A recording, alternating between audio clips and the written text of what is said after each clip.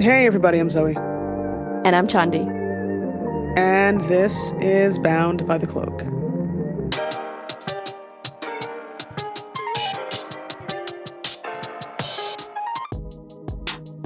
Imagine getting an email, text message, or phone call from a stranger or a business. How much trust do you have in this person? This stranger? Are they legit? What if the person on the other end is scamming you? Now imagine that on the other end isn't just one scammer, but rather they belong to an entire criminal compound hidden deep in Southeast Asia, where thousands of people are forced to work day and night to deceive victims across the globe. It's the emails asking for you to help someone by sending money, phone calls claiming that you owe a debt and need to pay up, online messages from someone that you've grown fond of but have never met in person. And it's the job that sounds too good to be true, but you know something seems to be a bit off. These are not petty crimes. They're billion-dollar operations built on lies, fraud, human trafficking, violence, and exploitation. Our everyday exposure to these scams is minimal compared to others around the world. In their new book, Scam, Inside Southeast Asia's Cybercrime Compounds, Yvonne Franceschini and Ling Li expose this hidden world, how people are lured into these compounds, the brutal realities they face inside, and the systems of power that keep them running. Today, we talk to them about what really happens behind the walls of these scam centers, why Southeast Asia has become their hub, and what this dark industry reveals about our digital age. These are not petty crimes.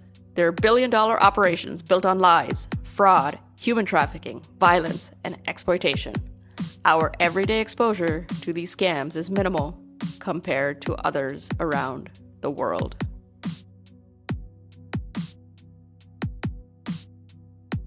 Thank you so much, Yvonne and Ling, for being on the show today. Thank you for having us. To start off, Yvonne and Ling, could you tell us more about your backgrounds? I am a lecturer in Chinese Studies at the Center for Contemporary Chinese Studies at the University of Melbourne. My background is in labor studies. I used to work on the labor movement and labor rights in China. But over the past 10 years or so, I started working more and more on Southeast Asia. And at the beginning on Chinese investment and the impact on workers, but then later on transnational crime and online scams and human trafficking. I am a PhD student in Foscari, University of Venice, and my research topic is technology facilitated modern slavery. And before this, my background has long been related to irregular migration and human trafficking. So I've worked as an investigator on cross-border bride trafficking cases, and then later with humanitarian organizations on child soldier prevention efforts. And in terms of human trafficking for forced criminality, I first worked as a consultant for an international organization to provide aftercare service for the victim. Then I co-founded EOS Collective to do both aftercare and investigation about the scam industry. You're here today because of your new book that's out. And your book is called Scam, Inside Southeast Asia's Cybercrime Compounds. And it was released in July. So what exactly is the book about? Well, the book is about the online scam industry as it emerged in Southeast Asia in the past few years, because it is one of the latest and least visible humanitarian crises that we are having today, and it is all about human trafficking and modern slavery in these huge scam compounds in several countries in Southeast Asia, mostly Cambodia, Laos, Myanmar, and the Philippines. Basically, it is this new development in cybercrime in which you have this kind of industrialization of online scams that is now being perpetrated from these huge compounds, very big facilities with office spaces and dormitories and stuff behind walls and, like very strictly guarded. And then, the people inside, they're often forced to do scams. So they are trafficked inside or lured with fake job ads and, all sort of tricks. So we have a workforce which is at least in part made or composed of these kind of cyber slaves, as they have been called by the media. So our book is basically an overview of this industry industry based on years of research on the ground and interviews with survivors and stakeholders and other people. So that's basically what the book is about. We try to look at the reasons why certain places in Southeast Asia have become the host of this kind of operation. We look at how people get tricked inside, so the recruitment, how they work inside, how they get out. So we try to look at the whole process of this kind of new online scam industry in the Southeast Asia region. It's not the only region where we have this kind of scams, but as far as we know, is where this kind of cyber slavery emerge and where it's most common. Why did you think this book needed to be written now?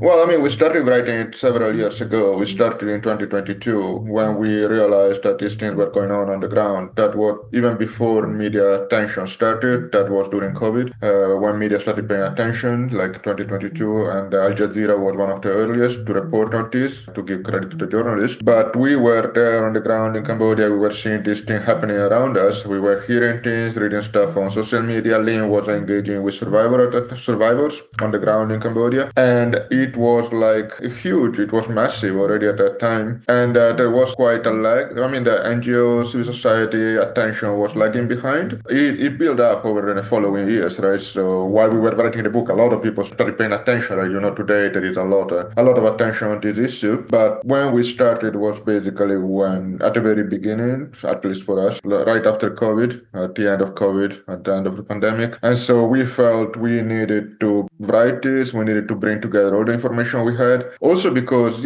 more and more people started paying attention, but we saw a lot of misconception going around about, for instance, the background of the victims that we can discuss, or the reason why these places became host to this kind of operation. We really saw a lot of really questionable views going around. So a lot of second-hand, third-hand information that was not really accurate, at least to us in our experience. It was like not really consistent with what we were seeing on the ground. So we did feel the need that we had to try to put our voices and the voices of the people we were talking to out there in a book. And that took really a long time to put together. The editorial process was quite long, but I think we did manage to raise a few points that I think are quite important, at least to us. Now let's start from the ground up. What exactly are cybercrime compounds? So to understand cybercrime compound, or we call scam compound more in the book in Southeast Asia, we need to explain a little bit about the history of a scam operation, scam crime to start. So these scam crimes first emerged in Taiwan in the late 1990s, and largely in the form of phone fraud, fake lottery wins. And the scams took advantage of new access to mobile numbers at the time, like personal data and fake bank accounts to remotely target victims. And as law enforcement in Taiwan began to crack down in the early 2000s, many operations shifted to mainland China. And then we start to see, at that time, it's small scale family-run operations offering commissions to workers for luring victims into fake government scheme or lottery scams.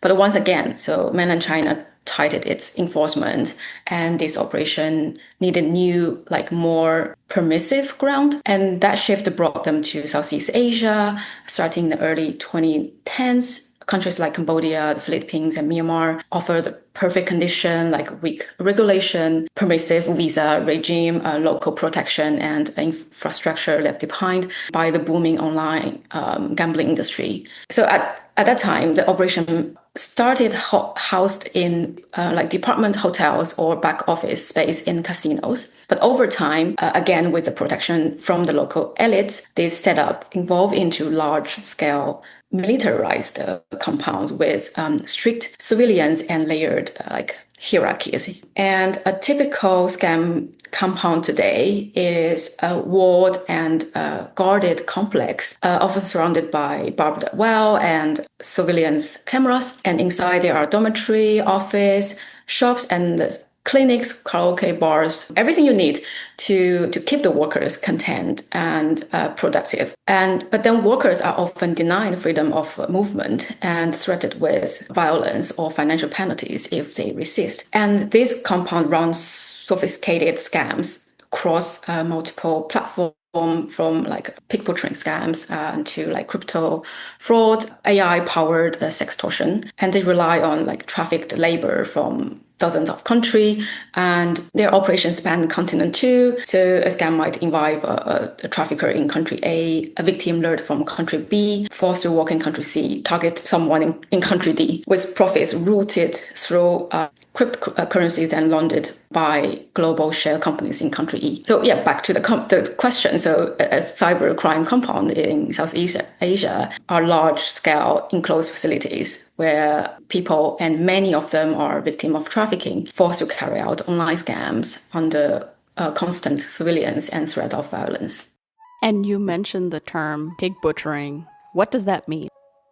Pig butchering is a hybrid scam that combines romance and investment fraud that often carried out by workers in scam compound who are forced to maintain a short-term or long-term emotional manipulation strategy. And in this case, it's a scammers build a relationship with the victim over weeks or even months. They develop trust and emotional intimacy before introducing a fake investment opportunity. And it is usually in cryptocurrency or online trading platforms.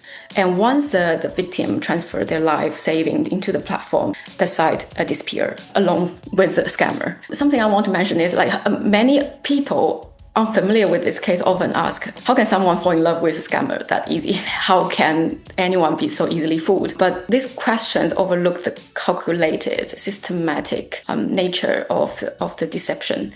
Those scammers or workers are trained and equipped with scripts, like they are told psychologically how the manipulation skills, and then they study their targets in detail. They don't just offer kindness, they analyze emotional vulnerabilities, personal preference, and patterns of loneliness. So in some cases, we've documented the scammers even send physical gifts to deepen the trust. So the pig butchering, this scam is very bad. It's not simple scam, but emotional entrapment process. Someone exploits the victim's needs for connection and security as much as their financial assets.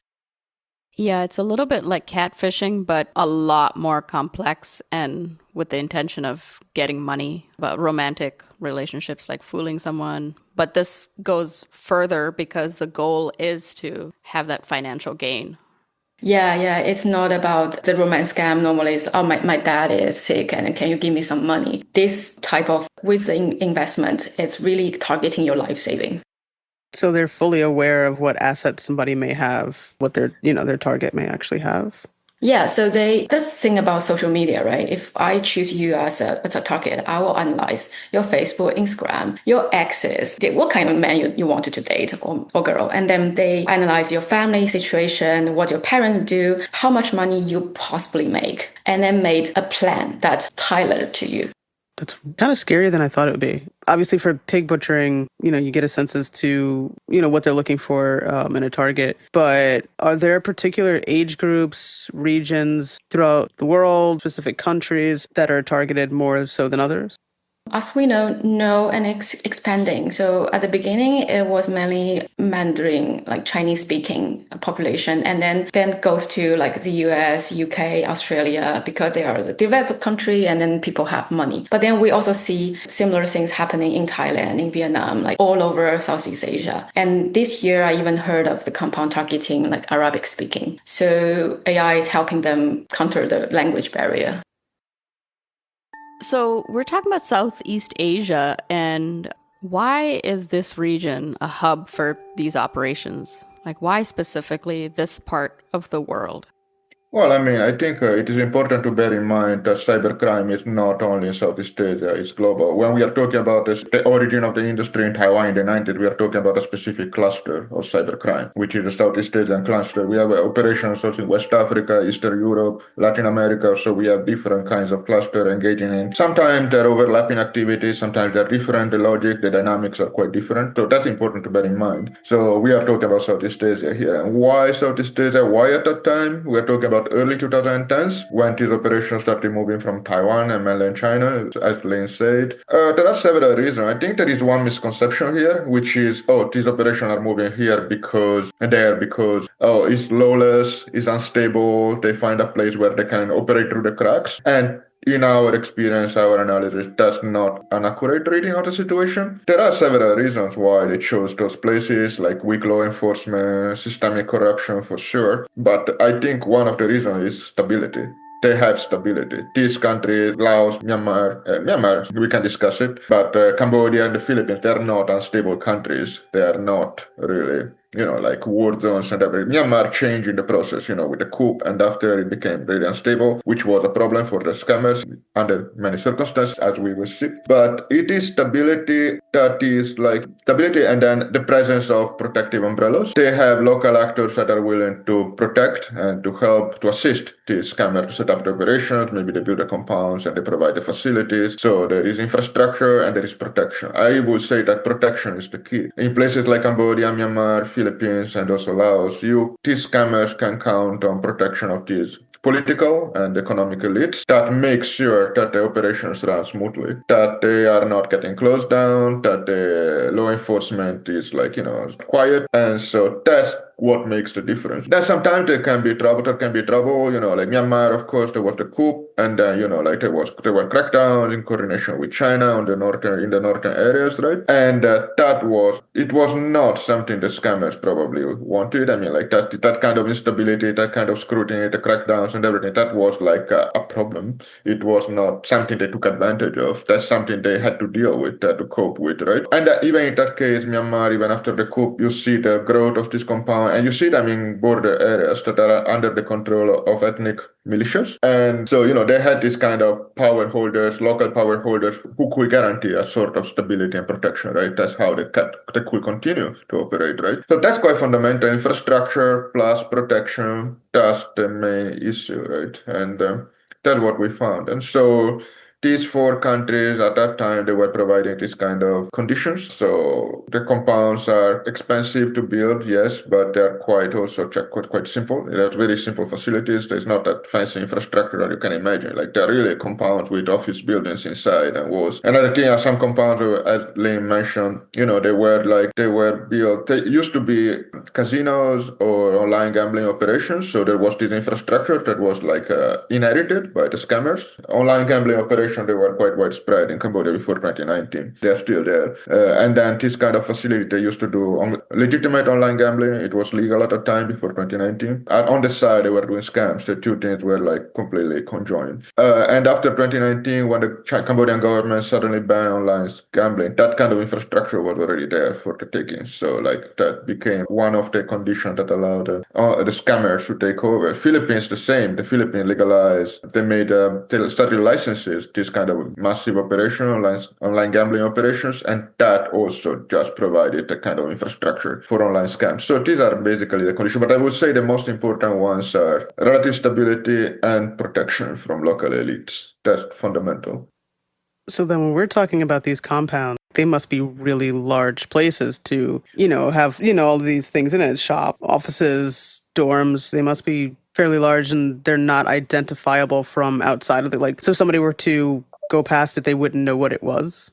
Oh, no. I think there are 2 things here to say. I think, many compounds, they fit that description. They're large size, community inside, but you also have smaller ones. You have all sorts of sizes. Right? You have hotels, you have casinos, you have apartment buildings with bar windows and everything. So that's one thing. So there is not one size fit all definition of compound. That's important to remember. So you really have all sorts of buildings. Many of them are, like Lynn described, this kind of massive building facilities with clinics and everything inside. They're the biggest one, but you have other types. The other thing, people don't know what they're about. I remember the first time I saw one, and it was in Sihanoukville. That was before COVID. I went to Sihanoukville, this city on the coast in Cambodia, right? And they had this massive new compound and a village. It was on the beach. There was this compound that everyone was calling Chinatown. I don't know what they were doing at that time. That was before COVID. And then I remember wondering what is this about. I mean, why you have this massive compound with 12 building, office, and, in a village. I mean, makes no sense. And it took me a while to realize, okay. I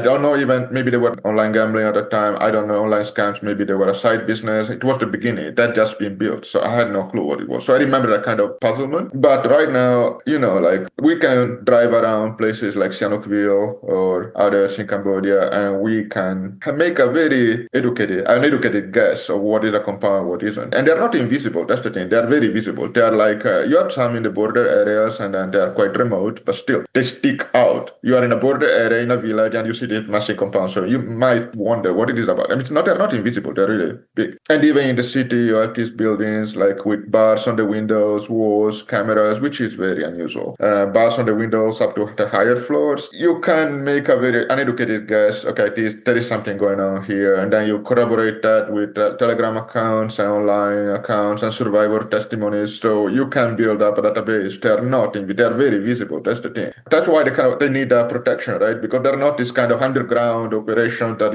like in basements or villas, right? They're really, really visible. They need someone to make sure that nobody goes to bother them. Otherwise, they wouldn't be able to exist. They're vulnerable. They're very vulnerable if there is a political will to attack them. The problem is that there is not. Did you go in the compounds, you said? We don't go in, but when there is a crackdown, like in September 2022, the Cambodian government, they just cracked down on a few compounds for a short time, a few weeks. And at that time, when you have that kind of crackdown, the compounds are empty or almost empty. And so you manage to get into the courtyard, you might get inside, but generally you don't go in, they're guarded. The only way to do this kind of research and to know what's going on inside is to talk with survivors. You need to talk with the people who come out. Or you could talk with local communities, people living around, and they might talk to you about stuff. But no, you don't go in. How do people get recruited into these compounds, and what makes it so hard for them to leave? Well, in general, recruitment into the compound often begin with a fake job offers that appear legitimate, but these roles are typically advised as customer service, sales, online support positions. This really cover a lot of different job types. And then the tactics are different depending on the targeting population, different nationalities. So for Chinese, Vietnamese, we did a research, and we also heard from the Indonesian victims, they are recruited through more informal connections, such as friends, acquaintance, or I mean very similar to traditional human trafficking cases. But for people from South Asia and or African countries, they are more frequently deceived through formal-looking channels, particularly job agencies. These agencies may even charge recruitment fees and appear official, but they are in fact connected to the trafficking network. We have a guess, it's because of the cultural issue. So for Southeast Asian population, we are very familiar with the type of my friend introduced me to a job, and I don't need to verify a lot of details. But for a Bangladeshi or a Ugandan, they have this culture of paying an agent to go abroad to work. So that's just look more legitimate. That's why the trafficker use different ways. But that has been said, it's worth noting that the recruiter has been also constantly evolving their strategies. For example, they have begun lowering their advertised salary to make the offer seem more real and avoid suspicion. They also add very professional interviews. And sometimes the victims are told they're going to Southeast Asia to get loans. That is what happened to so 3 days ago, there's a Hong Kong police got trafficked into a scam compound in Cambodia because of that reason. And also there are some cases that they are not recruited at all. They are sold into a compound to, for example, repay the debts they owed to the casino, or they got kidnapped. So there are a lot of ways of getting into it. And we have to remember there are many people voluntarily to go to work inside the scam compound. And why it's hard to leave, right? Well, once they are inside, escaping is very difficult. So we already mentioned that security measures are pervasive, and victims are frequently threatened with physical violence and even death if they attempted to flee. And their passport and personal phones are usually confiscated, and then they have limits to reach out to their families or external support networks. And in some cases, even when they manage to contact someone outside, the rescue is completed by location or their control mechanism. And or they are fear of retaliation. And also scammers often tell them to reinforce a sense of entrapment by telling victims that even if they manage to escape, local authorities will treat them as criminals, not as trafficking victims. So they are warned that they may be accused for fraud or illegal cross-border, violating the immigration laws, or simply they will be returned to the compound under the pretext that they owe money to the company. That is a very common form of debt bondage, but that is a reality now. What's the spectrum of people in terms of entering voluntarily, forced into it, and people who maybe enter and just want to stay there? Well, I mean, the situation in the compound is quite complicated. I mean, the moral boundaries are very blurred. I mean, a lot of gray areas and a lot of complications. I would say that the victims of the compounds, the people in the compound, let's not talk about victims here, the people in the compounds, they're on a spectrum. We can find, I would say, two main categories, if you want. So you go on the two extreme, you have the pure criminal, if you want to call it that way.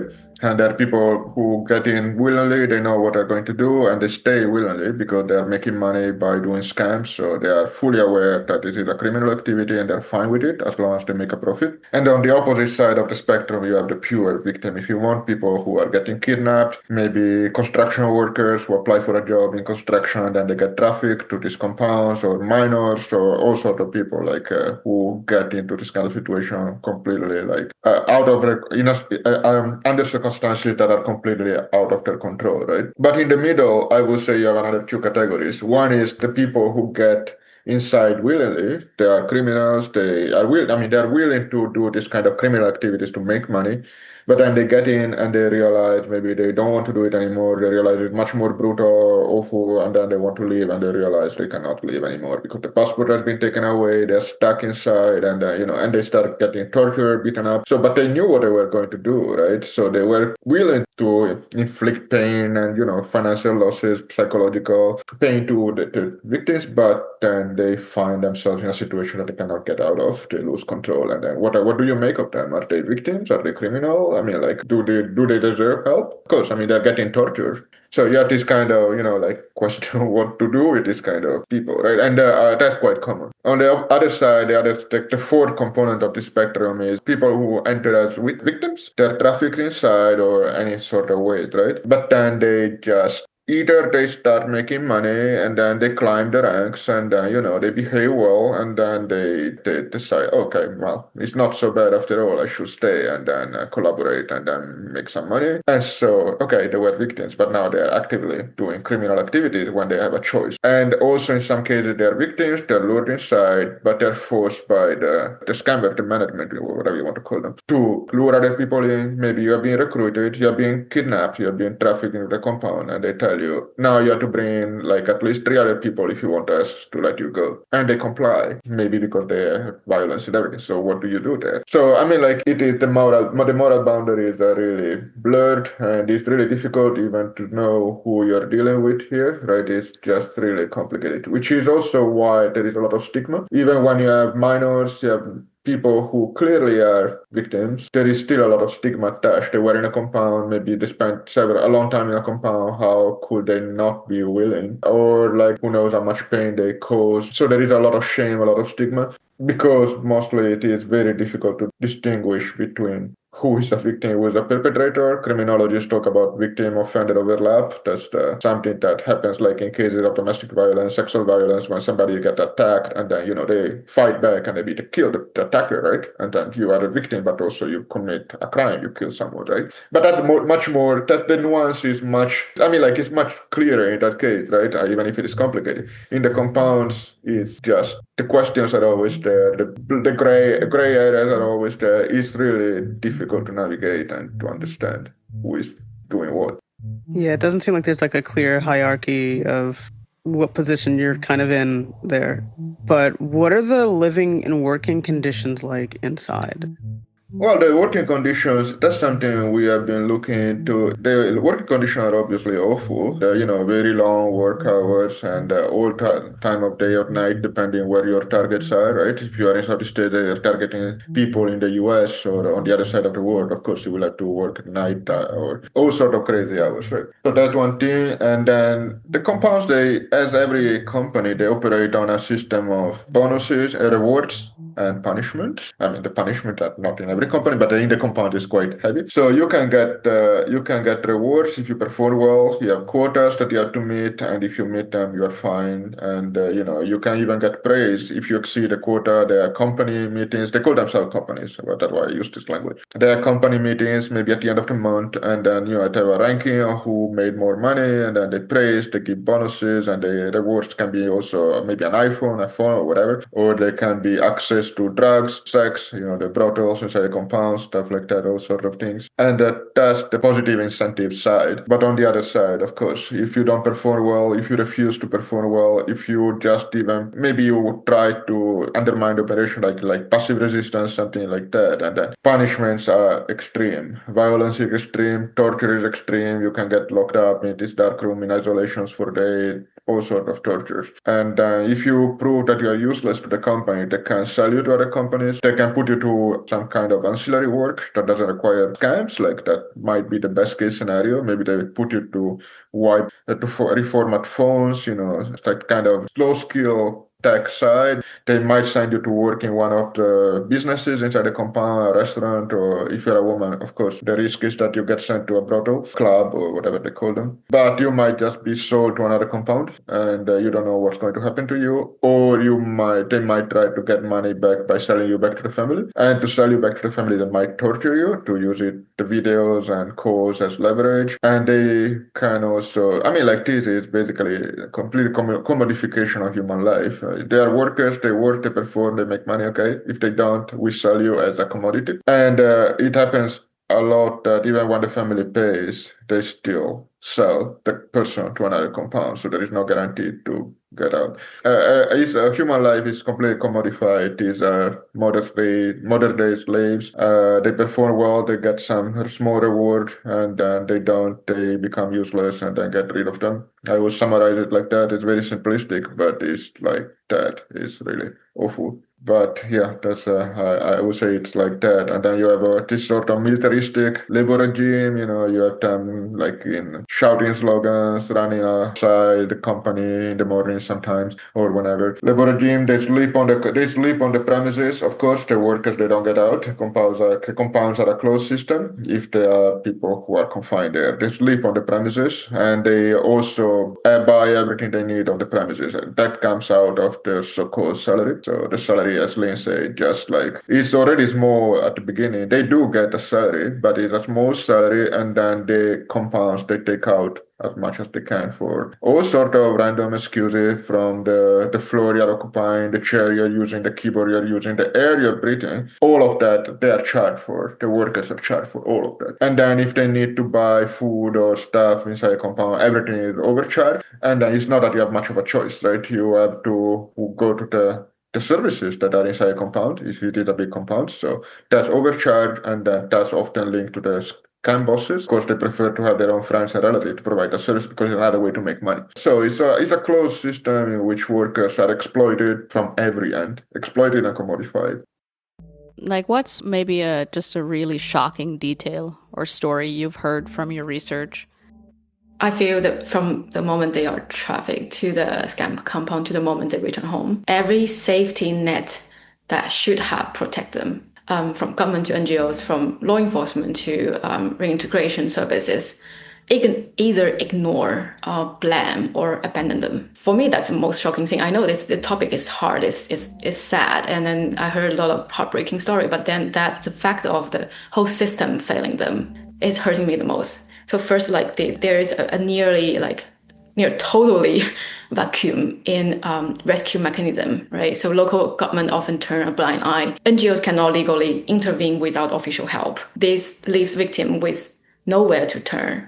Because of that, some of so-called rescue brokers have emerged, but they they charge like so high fees and negotiate like the ransom or compensation, as Ivan mentioned, with the compound boss. It resembles like a kidnapping case, but it is even worse.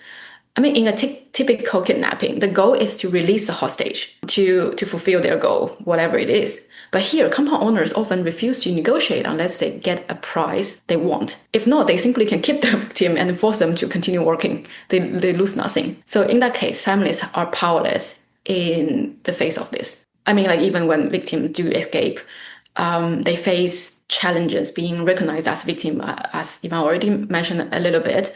So I just add like a little bit. So it's the concept of forced criminality is still poorly understood. Again, not just by the government, but by the public as well. So they're basically treated as perpetrators.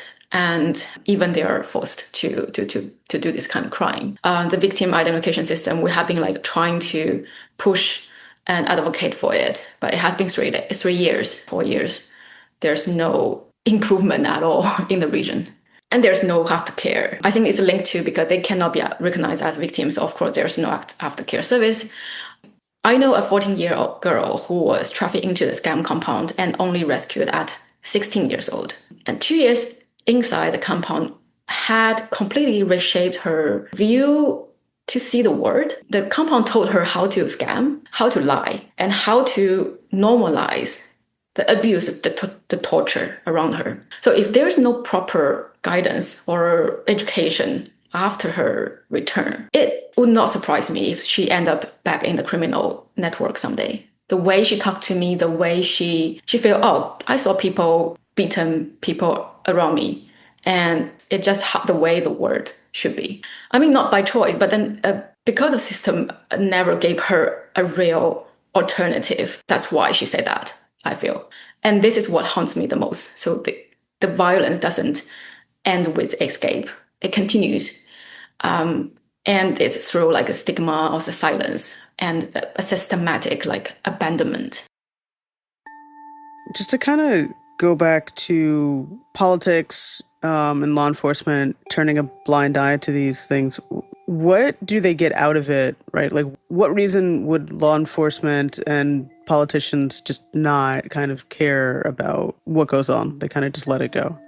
You have to understand these compounds and this operation, they exist in these places because, as I say, they have the protective umbrellas. And the reason is very simple, it's money. The reason is that there is massive profit in the industry and the profit is getting distributed among the scammers. I mean, top scammers, not the workers. It's being distributed among the people who build, run the compounds and the elites that protect them. Law enforcement is often like they work in that kind of system. They're in this political system, they have to respond to their bosses and the bosses respond to the bosses and everything is corrupt. Many law enforcement officers are corrupt in places like Cambodia.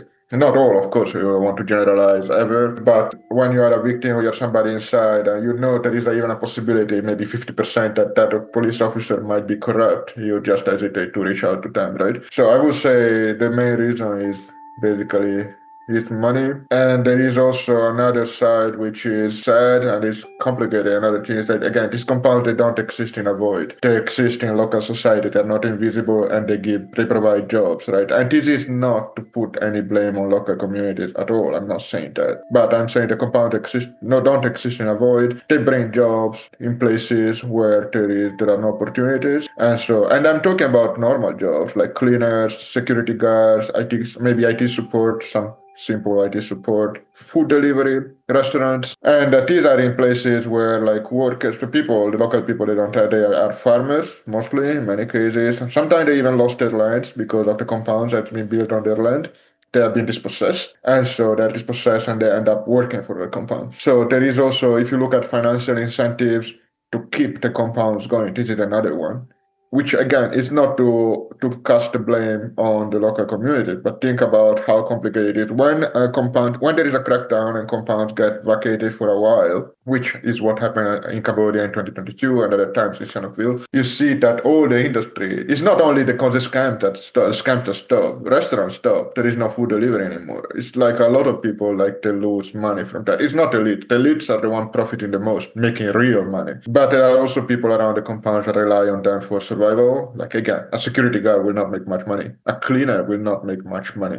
and they're locals. Which again is just to complicate the picture here. It's not, you don't have to think about the compound as this kind of enclave that is completely separated from local society, and there's not even a parasite in an otherwise healthy society. It's like they take advantage, they take roots, but they work in symbiosis in some cases, and it's just really that's one of the reasons that makes them so difficult to eradicate. What do? You need to replace them with something else. You can't just close them down and then expect the whole ecosystem to go away, and you can't. And I think it's like when local communities like in northern Myanmar in the Golden Triangle, they came to rely on opium, right? And how did you deal with that? You destroy the opium fields, and you destroy their livelihood, and then what do you expect them to do? So there were all these opium replacement programs and stuff, right?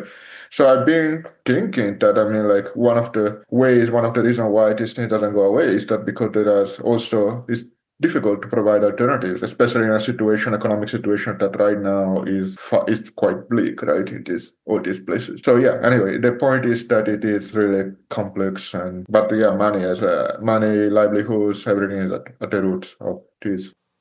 When you were listening to survivors' stories, do you ever struggle with the line between documenting trauma and protecting people from being re-traumatized? Yeah, absolutely. I mean, when you're doing this kind of work, and the same as Chinese domestic violence workers, and so it's the same. Like listening to survivors of deeply traumatic experience, it's not just about. You have to think it's not just about collecting data.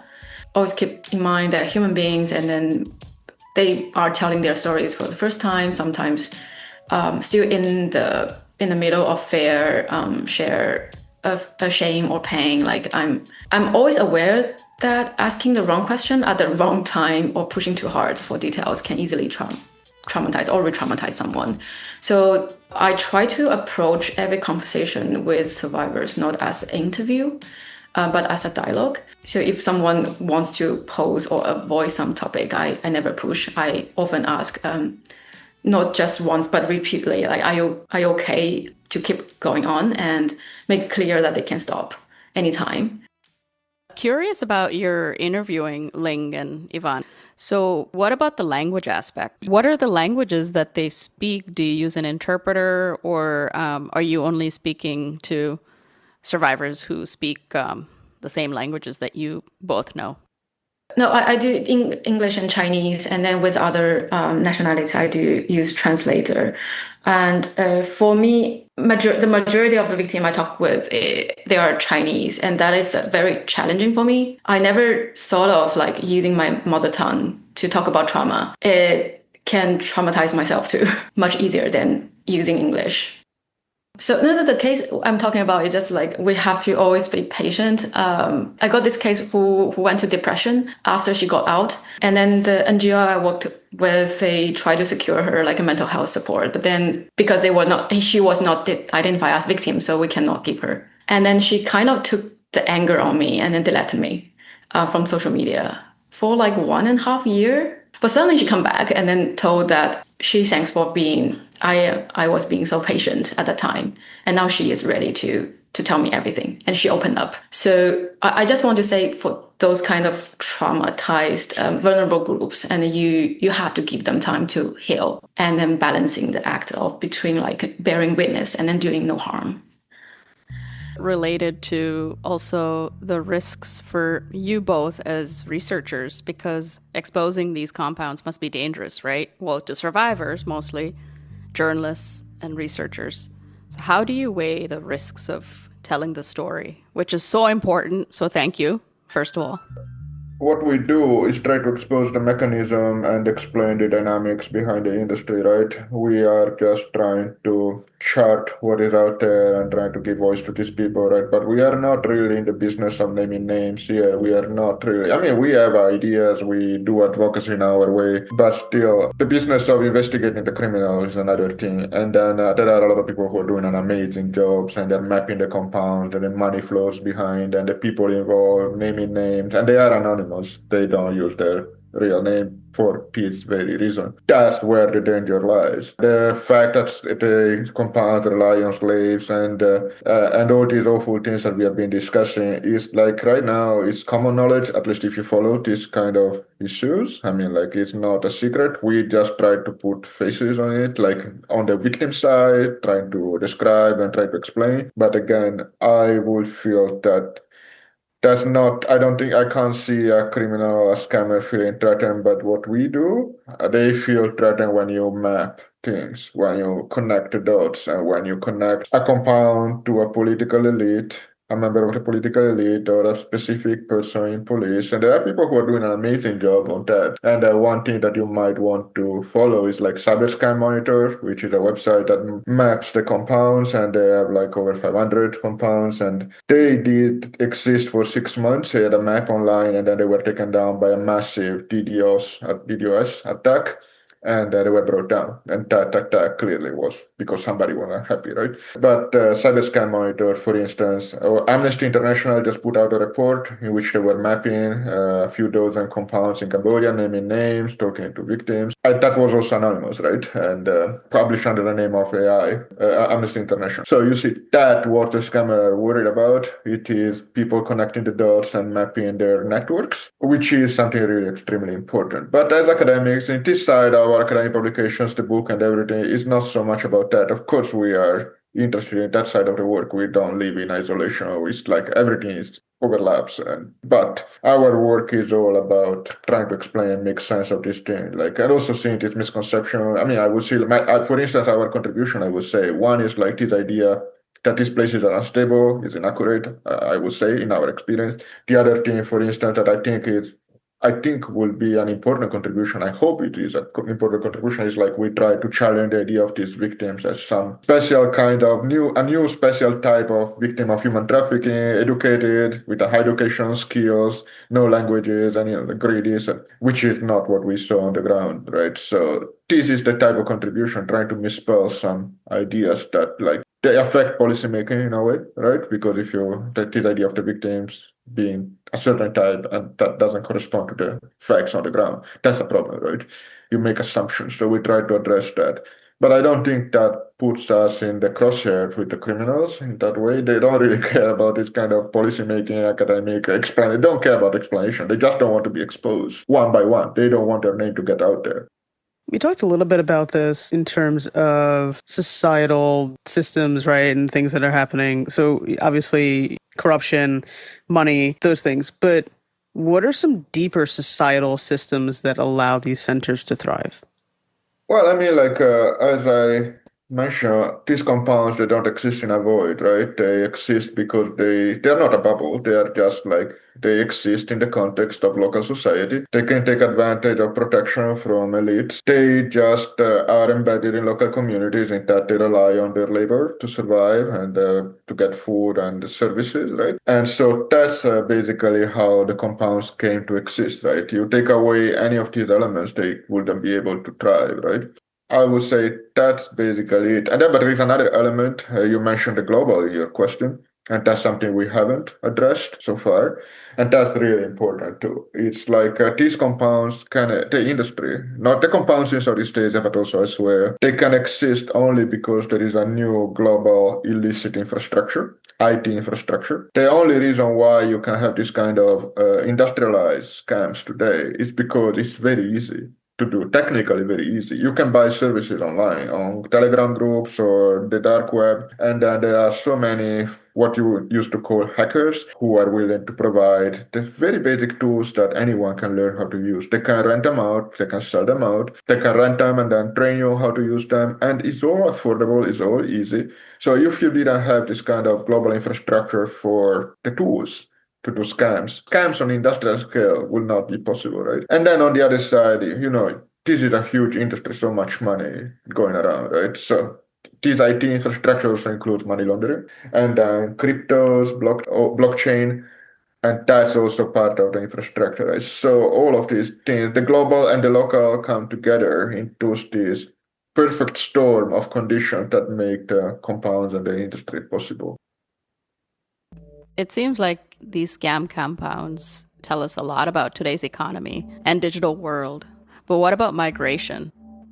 The compounds, the compounds, they're also embedded in this global system, as I mentioned, the illicit infrastructure, but they also rely on supply of labor that is basically global. The compounds in Cambodia, Southeast Asia that came up in the late 2010s, early 2020s, they don't rely on local labor. They would mostly rely on Chinese labor, or labor from China or the Sinophone world. They needed people who spoke Chinese because the main market was Chinese.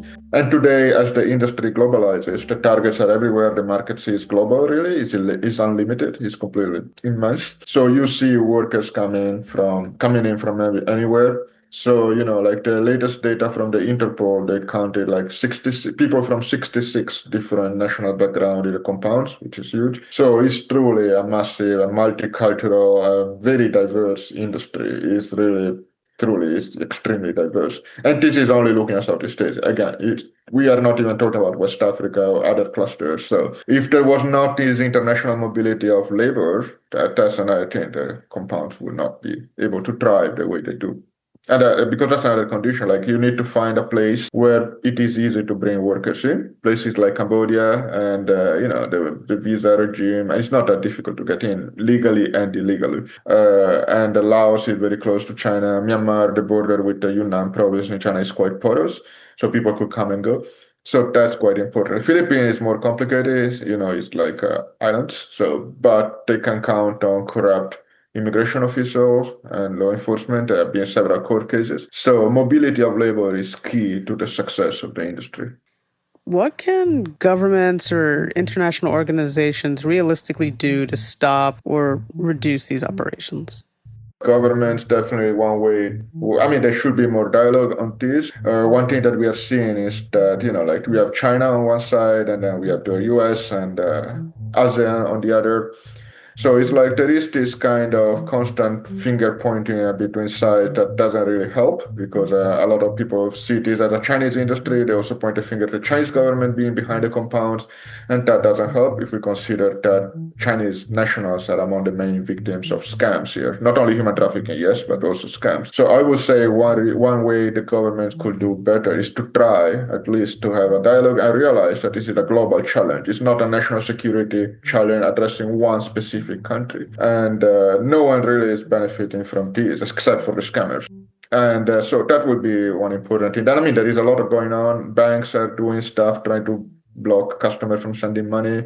Blockchain analysis first and trying to investigate where the money goes and looking at the blockchain and how money moves around. And the platforms also are looking into advertisement, how to stop this shady advertisement. But that's for the government side. I will leave it to Ling for the international organization because she's for the international organization, they have to do it with the government. So the first thing is the better victim identification. We have been talking about this for several times, and then make it like a regional standard. But because right now we do have cases that they do recognize by their own government and then are failed to be identified in the country of destination. So they cannot be helped, and then the repatriation, they are treated like criminal and detained. So it should be easy because we have the ASEAN, and then at least in the Southeast Asia region, we can have a standard how we can treat this problem together. And of course, the NGOs have to work with get out of our own bubble and then start working with the tech companies, of course, government, to share evidence. We do talk with the victims and we do collect a lot of stories, but then we don't know what to use to help to get the accountability of those scam bots and scam operations. And of course, we need a cross-border accountability, like a mechanism. So it means like international NGOs should help with the grassroots NGOs to have this, to build this platform. Because now the scam compound are transnational, and as I mentioned, like victims are recruited in one country and trafficked to another, and money ends in the third. So if the NGOs are not working together, it won't work. Like we do have initiatives like the Southeast Asian NGOs now working with African NGOs on the rescue and also legal assistance, so we can try to sue the traffickers in Africa, even though the crime is in Asia. So that's kind of the initiative we are hope to see. And then also we do need support the civil society, grassroots NGOs, and then survivor-led efforts. A lot of these rescues and reports we've seen didn't come from government. They came from NGOs again, because they have the data, they have the survivors to talk for themselves. These people are often the first to know when something is wrong or the new trend of what's going on inside the scam compound. But they're operating on nearly no budget. So if we are seriously about talking on this, we need to fund and support them properly. Yeah. We've been talking about the scam compounds, but what can ordinary people who are on the receiving end or might be on the receiving end protect themselves from falling victim to these scams? Well, we're talking about two types of victims. So the human trafficking victim and the scam victim. Well, for the human trafficking victims, well, the first thing we can say is to be skeptical of the too good to be true job offer. But as I mentioned, they start to now change the tricks to lower the salary and then make it more real. So, but still, if someone offers you a job overseas with no experience needed, no language needed, then that's a red flag. A real company don't recruit that way. And also, after interview many victims, we do realize something is quite useful is when you feel, if something seems legitimate, but you still feel unsure, you should talk to someone you trust. We noticed that a lot of victims, they don't share this with their family members and friends. I think deep in their heart, they know something is off. So let people around you know what you're planning, and especially if you are considering taking a job abroad or meet someone from the internet. Sharing your itinerary with family or friends can be very crucial, because if something goes wrong, they will be able to take actions immediately and report it quickly. And all the cases we managed to rescue very fast is because their family react and they kind of know where they ended up, like the last GPS location. And then when it comes to protecting yourself from online scams, well, the most important rule is never trust someone you've never met in person. I mean, even they send you gifts, done video calls, or claim to be a government official or soldier. These things can be all faked by AI. So we see many cases scammers use AI face swap tools and fake IDs and emotional manipulation to build trust. So if someone invites you to invest money together, insist on meeting them face to face and verifying their identity with proper documentation. If they avoid that, that's a red flag for sure. We also want to remind people that if you ever receive a phone call or message from someone, whether it's a stranger, NGO, or even police, urging you to stop on an online relationship or transaction, take it seriously. I say it because we did that on 2020 and 2023, try to call the people that we get from this information from the victim inside that, we are going to scam this person. So we call them and then they just don't want to listen to us. We don't make those calls lightly. It usually means we have credible reasons to believe you are getting targeted. And even you don't want to believe it at that time, at least take a pause and think twice. I mean that the moment of hesitation might just save you from being a victim. When it comes to, just the idea, of dismantling these scam centers and compounds, it's daunting because how do you do it? There's so many layers, there's so many elements, there's so many people involved, so many entities involved. Do you think there'll be a time anytime soon where it'll be easier to dismantle these kind of scam centers, or do you think it's really going to take a long time? It's definitely going to take a long time, and as the technology advances, it will become more and more difficult. And, the main approach that has been taken by governments in Southeast Asia to these things has been crackdowns so far. Places like Cambodia, they launched these occasional crackdown and, they just do a lot of media hype on these. We are cracking down, we are arresting a couple of thousand people, and, we are determined to put an end to this immoral industry and everything. But crackdowns, they don't really work. It's enough to make headlines for a week or two, and then you you have some number to show off. We arrested like 2,000 people, and mostly they're workers, of course. And who knows how many of them were trafficked, how many of them were real criminals. We don't know. We have no way to know, like from outside. But crackdowns like that, they're successful in that they just vacate the buildings, they put a temporary stop to the industry, but the scammers, the operators can just move somewhere else. So from Cambodia, they might move from the city to the countryside, or from the countryside, they can move to Laos, or they can move to Myanmar, and when Myanmar cracks down, they move back to Cambodia. The thing is, like, crackdowns don't work because they don't address the main factors behind is infrastructure. Infrastructure is still there. It's empty. I mean, what do you do with massive buildings in the countryside? It's not that you have like legitimate companies coming over and taking over the place, right? They stay empty until the crackdown dies down, and then the people move back in or new people come over, and they will not be good people for sure, because there is literally no use for this kind of facilities except doing scams.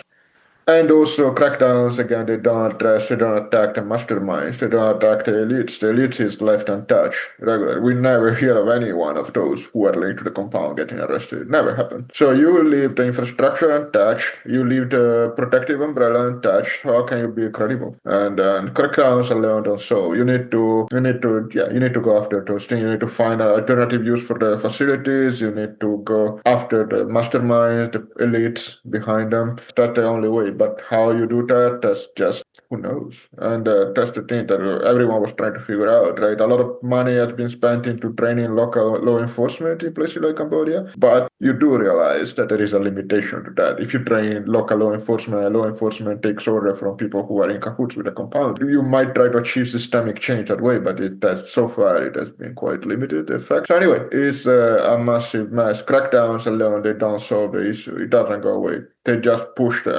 industry moves around. It's very mobile. And if it's not Southeast Asia, let's say that one day the Cambodian government decides for real, let's go after the mastermind and then let's close down everything. Let's destroy all these compounds or replace them with something else. Let's say the scammers will just move to other places, not only Southeast Asia. We are looking at Southeast Asia because that's the newest one, that's the most brutal probably sector of the industry. But compound in Georgia, there have been amazing investigations on scam compounds in Georgia, and they are done by those kind of scams. They're not done by slaves; they're done by people who are willing scammers, and amazing work by journalists who have been exposing that. So really, it's like the world is the stage for these people. Just like by chance right now, Southeast Asia is the best choice for them. They will move. And think about AI. AI is already being used, but AI has just started. What is it? We have been using AI for 1 year, 2 years? The way we use like mass. Think about that. Think about where that can go. So it's quite difficult to be optimistic in this kind of situation. And you can see it yourself. The costs multiply, the techniques they change, and we are at a time when the people who should be fighting this, they're also like trying to get funded, because right now everything has been, foreign aid and anti-trafficking efforts have been defunded by the US government in this case, right? Because they were one of the main donors, and this didn't come up in the conversation, but that's quite a problem. China has not been doing nearly enough. China has been cracking down really hard on this, and I think we should give them credit for that, for the crackdowns part. But this has come with huge costs because they've been doing an awful job on the aftercare side of things. That's a problem. If China stepped up and besides cracking down was also assisting with anti-human trafficking effort and try to be more engaging dialogue on their side too, that would be helpful, for instance. So, there are a lot of factors here from different sides going on. A lot of small things that could be done, but because it's very big, as I say, the first step might be to acknowledge that this is a global challenge, and that takes an effort of goodwill from every side, including China. Yeah, it's very much focused on cracking down and treating all the people in the compound as criminals, which is really a major issue, but that's my take at least. I don't think I even realized, Chandi, I don't know if you realized that the US had been funding these efforts before. We certainly did not even know that. Yeah, I mean, I knew the USAID pretty much is defunded, but I don't think most people knew that was a part of the funding. I assume USAID was doing so many things, right? Some great, some questionable, like as a giant organization that's unavoidable. But they were a big player in the entire human trafficking efforts in Southeast Asia. It's a problem in a way because when you have these efforts depending on one donor like that, when that dollar comes less, like that leaves you in real trouble. But that's where we are at now. Yeah. And so everyone had been struggling, finding alternative funding. A lot of initiatives stopped, and assistance to survival, yeah, it's still going on. But when an organization, they find themselves in a situation in which they have to scramble for money. And the resources were already scarce compared to the size of the industry and the challenge. Like that's really problematic. So, but again, in the current political environment, both in the US and China, I think, yeah, it's really difficult to see what we can do. So it's really sad. It's a really sad situation. I mean, I don't know how you fix it. Thank you so much for taking time to have this conversation with us. It's something that I think most people don't realize. Everybody knows about the scam calls, right? But not everybody knows about scam centers and what actually happens and how people are recruited or honestly trafficked as well. So thank you for the work you do. And, the book is amazing. It really does kind of help you understand what exactly is going on and the efforts made to help people who have fallen victim to, working in these compounds. Echoing what Zoe said, the stories that you put in the book really help us as readers get a real life perspective. And we see these as, okay, not perpetrators, but people who are victims. And yeah, we don't think about that as people who are on the receiving end. I think your work, I'm hoping, will give some more empathy through more education. Yeah, because the more people who understand what's going on, the more people who will be able to help tackle the situation, right? Because if people don't know, then there's nothing you can do. Of course, a lot of people think, why we care about human trafficking in Southeast Asia? Well, it might solve your scam problem in your country. Honestly, I'm less concerned about the scam. I don't like the idea of human trafficking at all, which is still a thing here. I mean, it happens here too, even with jobs, but I feel like it's probably not to the same extent. I know people who have applied for jobs here and only to find out this is not a real job. It's something else completely. And people do fall victim to sex trafficking here. But yeah, I think, this is something that people don't know that this happens. This is a big thing throughout the world. Thank you so much. Thanks to you for your interest in our work. A huge thank you to Yvonne Franceschini and Ling Li for joining us and for their courageous work documenting these hidden realities. Their book, Scam: Inside Southeast Asia's Cybercrime Compounds, is out now. You can find it wherever you get your books. We'll also have a link to it in the episode's show notes so you can check it out easily. And that's going to do it for this episode of Bound by the Cloak. You can find us on social media. You can find us on Instagram, X, probably not TikTok, but Threads. We're on Threads. And be sure to subscribe wherever you get your podcasts. We'll be back again in 2 weeks with a brand new episode. Thanks for listening. Until next time.